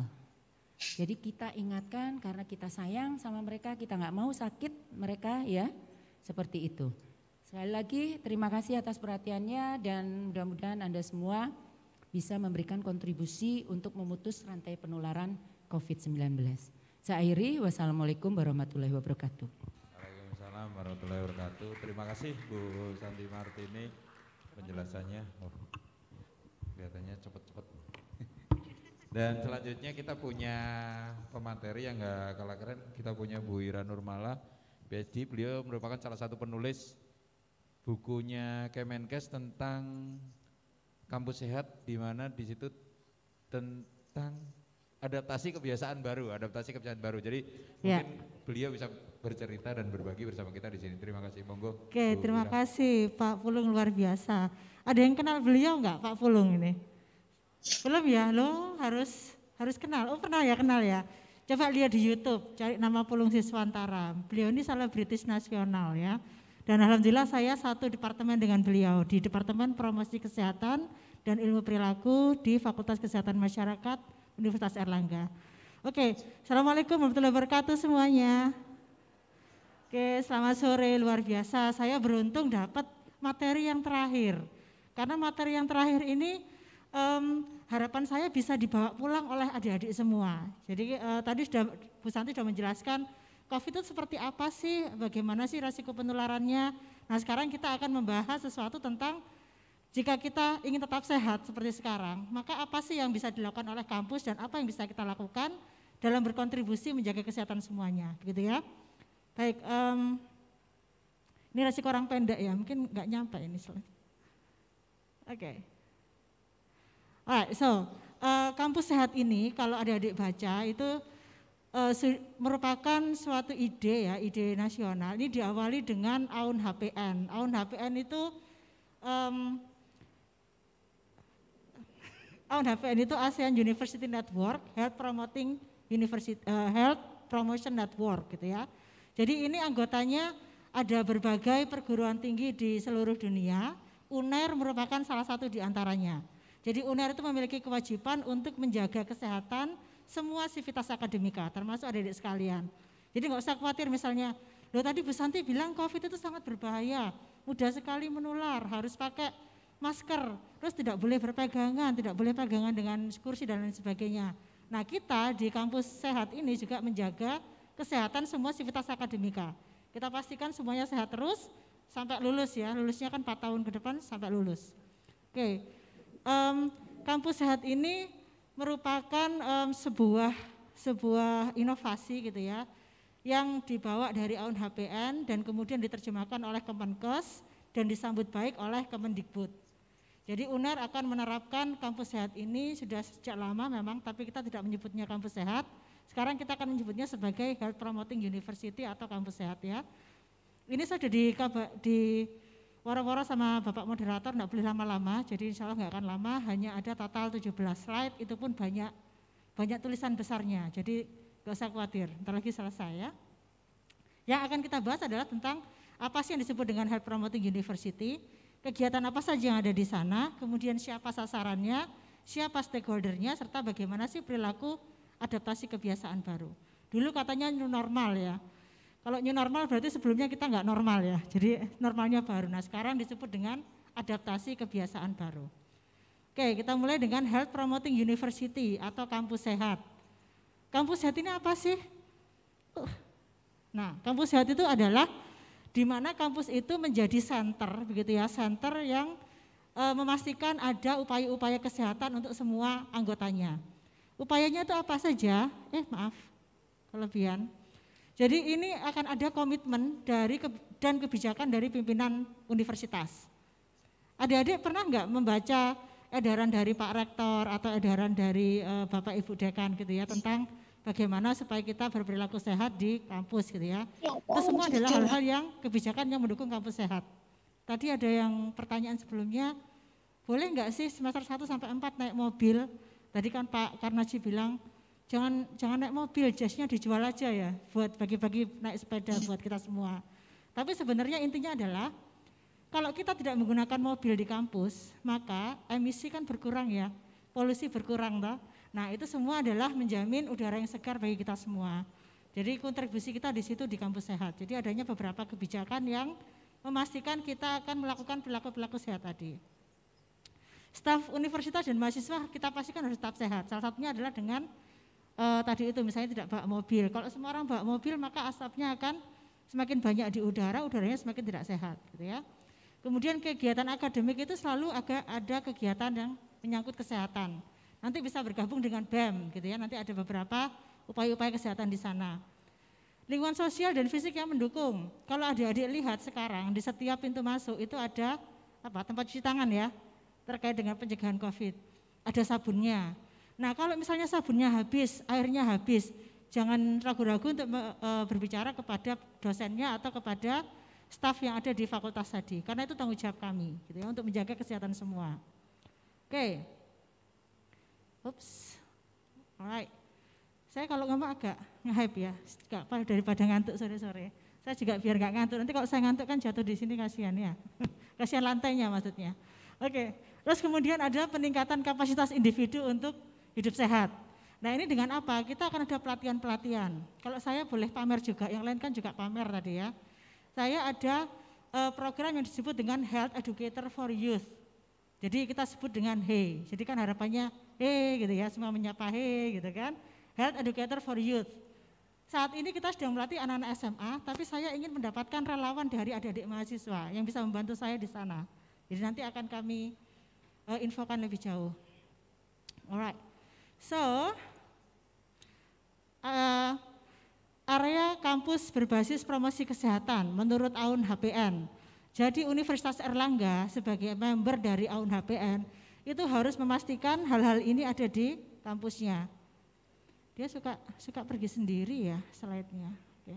Nah ini, saya nggak tahu apakah bisa melihat semua, tapi universitas memastikan adanya sistem dan infrastruktur yang menjamin kesehatan semua individu di dalamnya.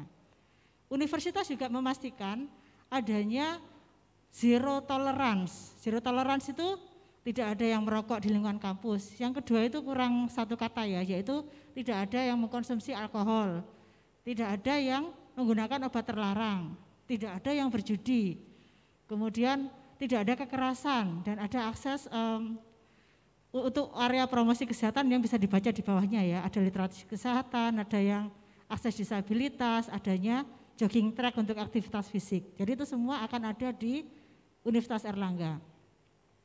Kampus sehat ini dicanangkan oleh Kemenkes dan seperti Pak Pulung tadi bilang, alhamdulillah saya diajak oleh Kemenkes untuk ikut nulis bukunya. Jadi kita juga ikut mempromosikan apa saja sih yang dimiliki universitas yang menjamin kampus sehat. Nanti adik-adik lihat deh, keluar, ada yang memfasilitasi untuk jalan kaki, keluar, ada tempat cuci tangan, keluar, ada berkurang tempat parkir yang terbatas sehingga tidak semua bisa masuk gitu kan. Kegiatannya apa saja? Ada kebijakannya.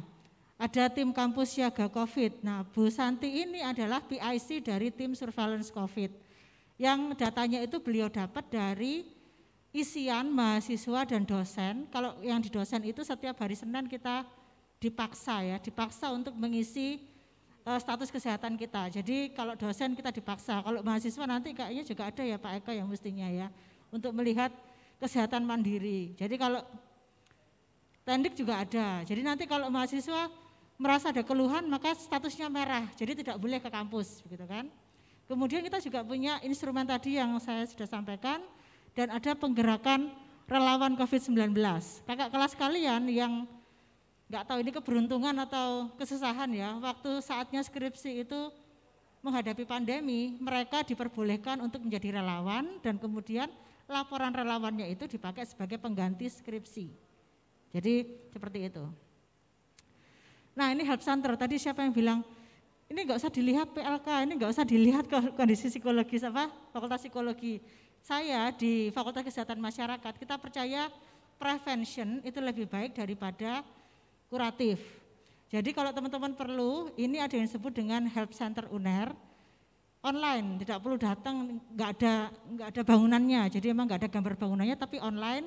Siapapun yang misalnya stres, misalnya saya stres kok kuliah gitu selama pandemi online terus, nggak pernah ketemu, gimana dapat pacar tadi katanya Pak Eko ya, ada yang dapat pacarnya kan susah kalau online terus gitu ya.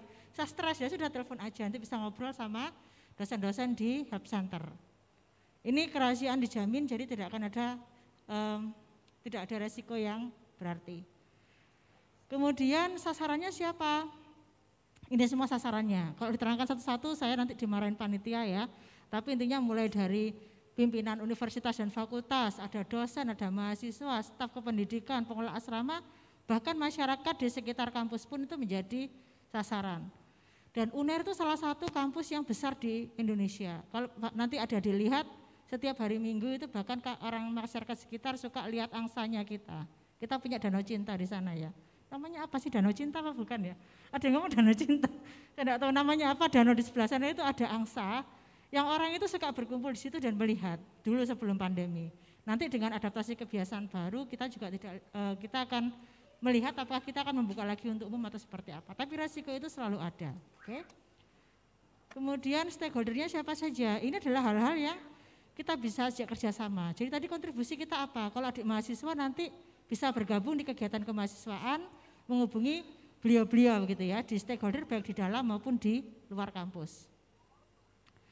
Ini adalah listnya, tidak perlu kita bahas sekarang, tapi intinya UNER itu namanya cukup besar. Jadi kalau misalnya proposal kegiatan di luar sana untuk, Pak saya ingin mendukung health promoting university gitu ya, masukkan ke perusahaan, maka perusahaan tidak akan berpikir UNER itu di mana.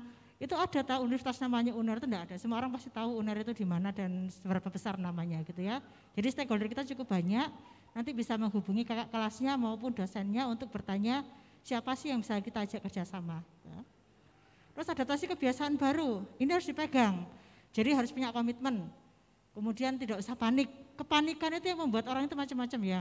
Jadi akhirnya kamu harus minum obat ini, akhirnya obat ini diminum padahal kan lu kok masih kena COVID gitu ya. Jadi harus tenang, cepat tanggap, harus optimis bahwa COVID itu dapat dicegah, harus antusias dan komunikatif, terbuka dengan stakeholder baik internal maupun eksternal.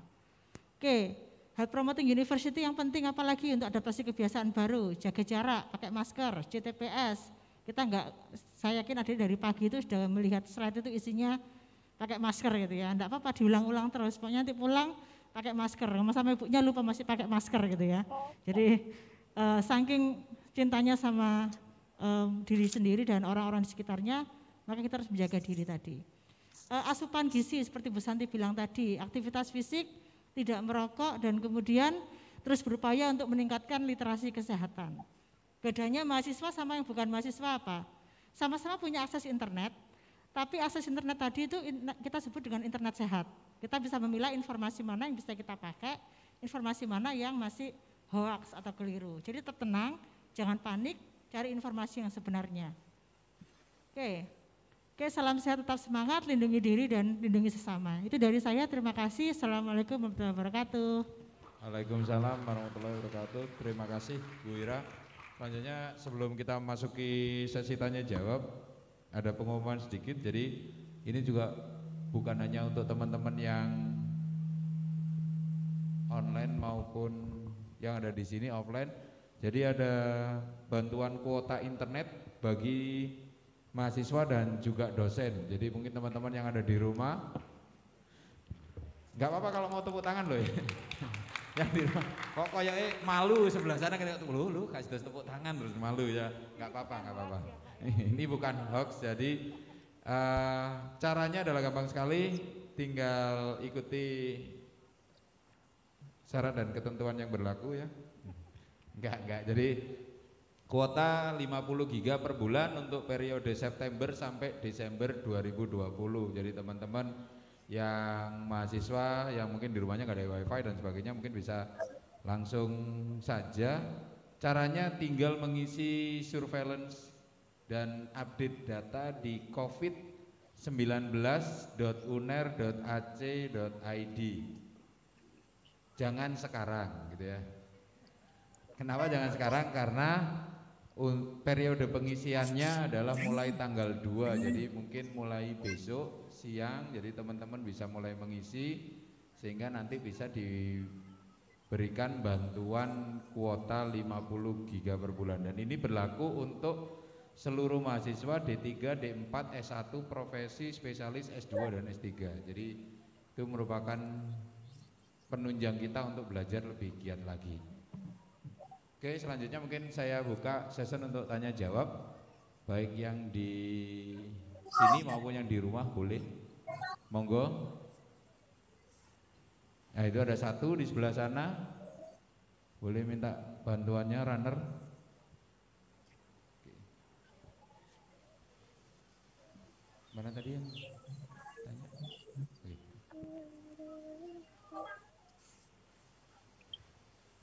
Assalamualaikum warahmatullahi wabarakatuh. Nama saya Fathia Inwatul Ais dari Fakultas Ekonomi dan Bisnis, jurusan Ekonomi Islam.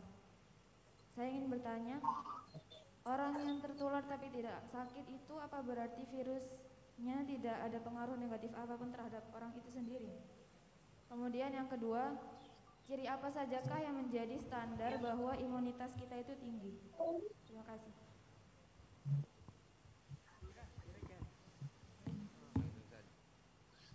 Langsung saja Bu Santi gitu. Jangan, saya moderator kok. Moderator sekaligus penjawab. Baik, ini pertanyaannya bagus sekali. Wes bener ini. Bener nih seleksinya Pak Adi. Pertanyaannya mantap. Iya.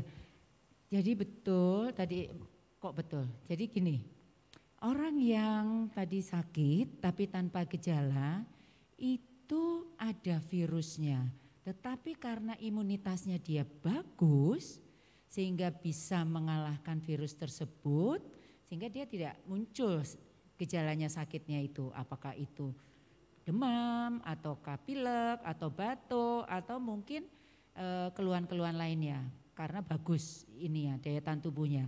Tetapi yang bersangkutan tetap ada virusnya. Gimana taunya? Yaitu pada waktu diperiksa dengan pemeriksaan laboratorium, dengan diambil apusan tenggorokannya, diperiksa di bawah mikroskop, dilihat virusnya, karena virus ini tidak bisa dilihat dengan kasat mata ya, jadi dia harus dengan alat bantu mikroskop, itu ternyata ada virusnya. Kalau orang itu ada virusnya, dia menjadi sumber penularan bagi orang lain. Jadi tetap dia jadi sumber penularan bagi orang lain. Meskipun dia tidak sakit. Makanya kenapa dalam penyakit COVID ini ya orang ya ini asimptomatis ini yang bisa menularkan ke orang lain sehingga dia berbahaya, termasuk orang-orang yang akan menjadi sakit beberapa hari kemudian. Karena dia sudah membawa virus tersebut. Dan kalau orang tersebut tidak pakai masker, dia akan menjadi sumber penularan bagi sekitarnya. Jadi dia menjadi sumber penularan. Begitu ya pertanyaannya ya. Kemudian yang kedua, gimana sih taunya kita imunitasnya bagus apa enggak? Nah, sebetulnya ya kita periksa ya, periksa dilihat antibodinya. Tetapi itu kan bukan hal yang mudah untuk melakukan pemeriksaan itu. Masa kita harus datang ke laboratorium hanya untuk memeriksakan imunitas kita. Makanya itu sebetulnya imun kita bagus apa enggak itu kita sebetulnya enggak tahu kalau kita enggak periksa. Lah oleh karena itulah, karena kita enggak tahu, makanya kita harus menjaga, ya kan?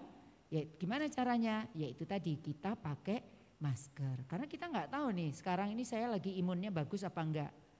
Pak Pulung nih imunnya bagus apa enggak meskipun dari tadi ketawa-ketawa. Kemudian kemana-mana ya.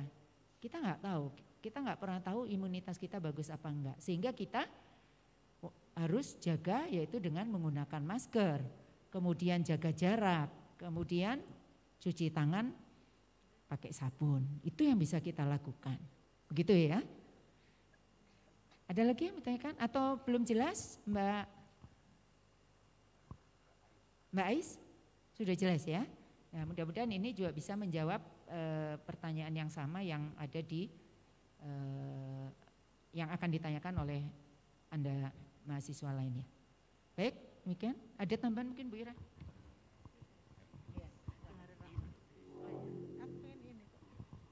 Oke, baik, terima kasih.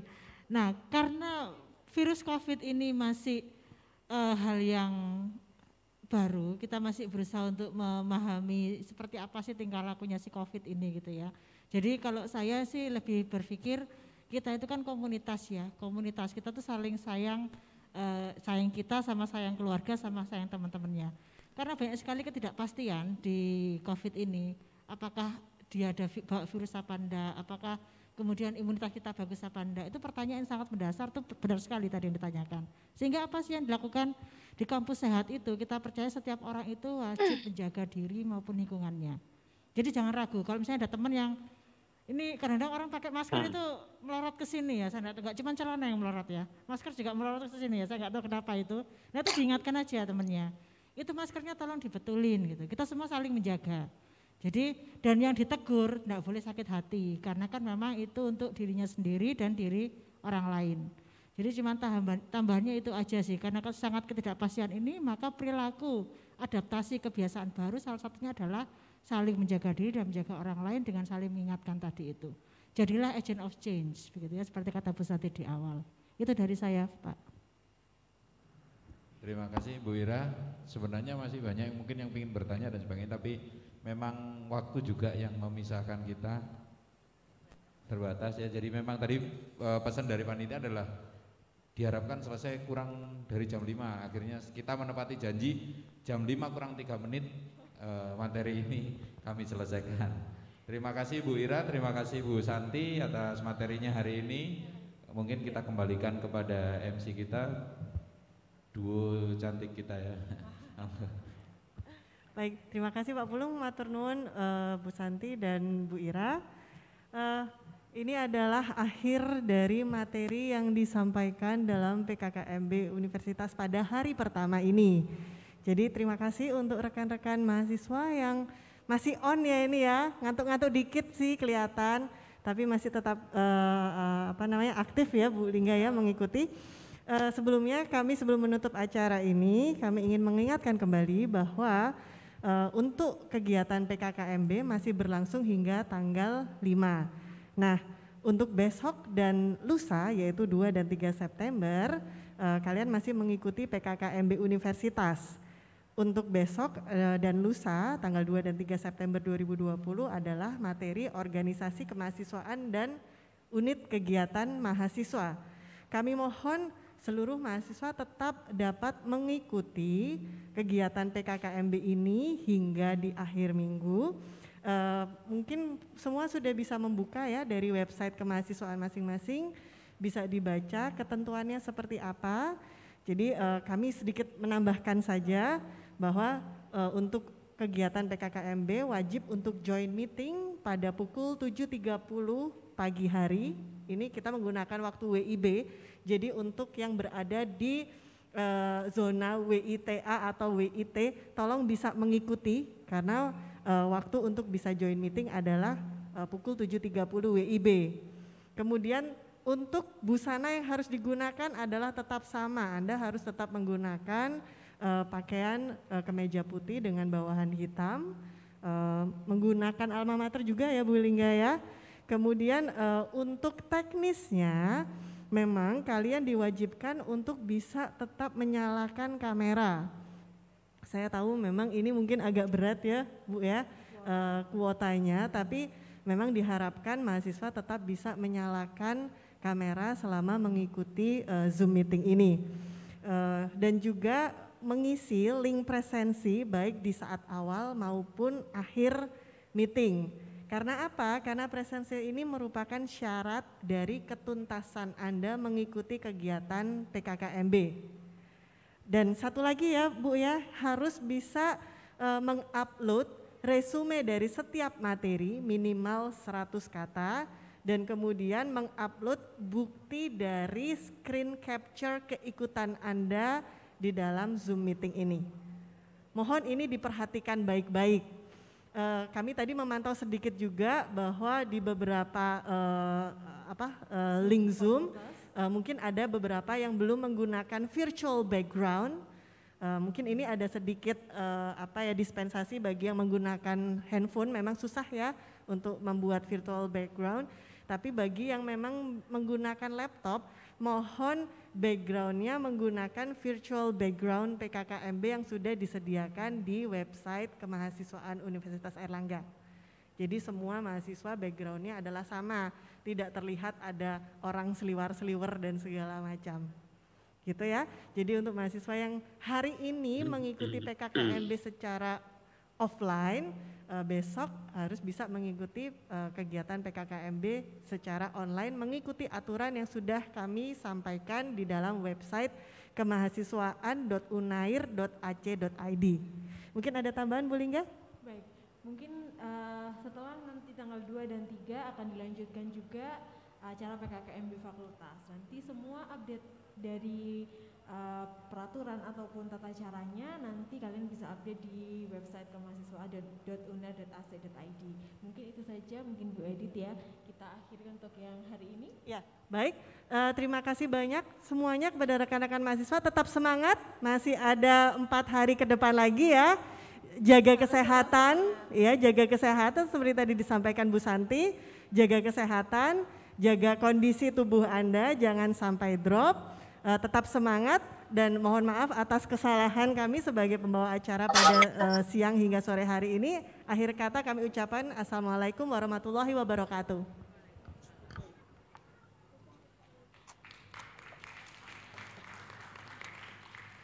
Serban guys.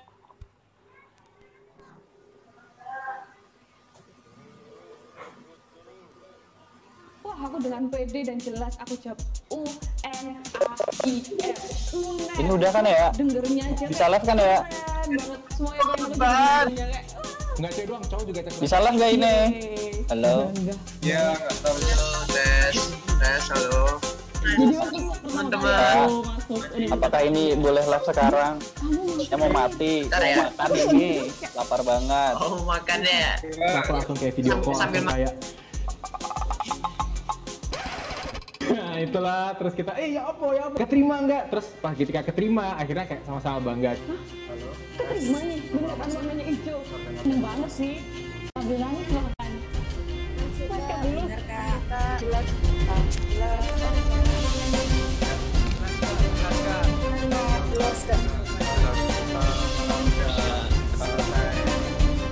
Pulang Kak. Itu sejak udah makasih Kak.